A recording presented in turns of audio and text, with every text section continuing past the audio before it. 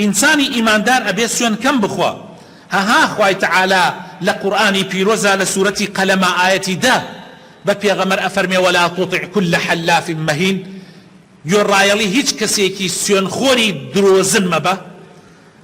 حلاف ئەوەیەوە کە یەکثر من الحلف، یعنی زۆر سوێنەخوا.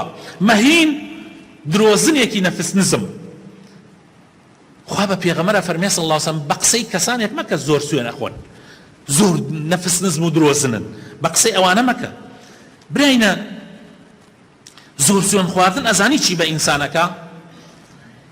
سبحان الله زوانت فێرەکە حتا لەسەر حەقیش. یعنی ئەمە لەیرەکە ئەڵێ سوێن زۆر مەخۆر لەسەر حەق، چونکە زوانت فێرە بێ دوایی ئەوە نە سوێن ئەخۆی ئەوە نە سوێن ئەخۆی لەسەر نەحەقی دوایی بۆ خۆی سوێن دێتە دەمتە. هەروەها حەیبەتی خوا لەلات نامێنێ، حەیبەتی خوا نامێنێ. ئەوە نە خوا نەعوذ بالله بۆ شتی بچووک بەکاردێنی لەبەر خاتر کیلۆیەک نازانم چی، لەبەر خاتری هەشتی بچووک لەو شتە بچووکانە ناوی خوا دێنی و سوێنە خۆی تو وەڵڵا حتا باشتەکەش گەورە بێ. حتا کابرا لە مەعرەزا سوێنە خوا ئەڵێ سوێنە خوا ئەڵێ وەڵڵاهی ئەم سەیارە من 2 دەفتەرم پێداوە، درۆشەکە 2 پێنەداوە 180 پێداوە. یان حتا بەڕاستی شۆ 2 پێدا بێ ناوی خوا مەیەنە کاکە من ئیتر ئەوە ئەیفرۆشم تەواو، ئەی کڕی بیکڕە نایکڕی ئەمە ڕزقێکە خوا ئەیدا ئیتر تەواو.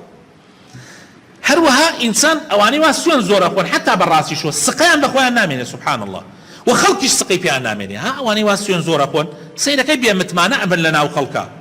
دوای حتا ئەگەر ئەو کەسە ڕاستگۆیش بێ لە ناو خەڵکە سبحان الله سمعەتی ئەشکێ پێی کەمە بێتەوە. لەبەر ئەوە زانایانمان فەرموویانە با باوکان ئاگایان لە خۆیان بێ مناڵەکانیان لەسەر سوێن پەروەردە نەکەن.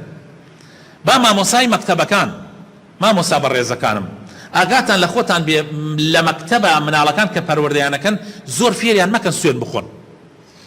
ئامان هەر مناڵێ سوێنی زۆر خوارد تەمەی کە بڵێ کوڕم سوێن زۆر مەخۆ، سوێن زۆر مەخۆ بە درۆ و بەڕاست و هەر سوێنە خۆی.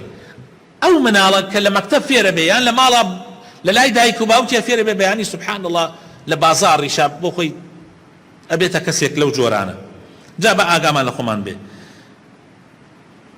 ئیسا ئەگەر ژیانی پێغەمبەری خوا صلی الله علیه وسلم هەر هەمووی دراسە بکەین سیرەتی پێغەمبەری خوا تەسەوورەکەن لە هەر هەموو ئەحادیثەکان و ژیاننامەی پێغەمبەرە لە 80 ئەوە شوێنە پێغەمبەر سوێنی خواردووە.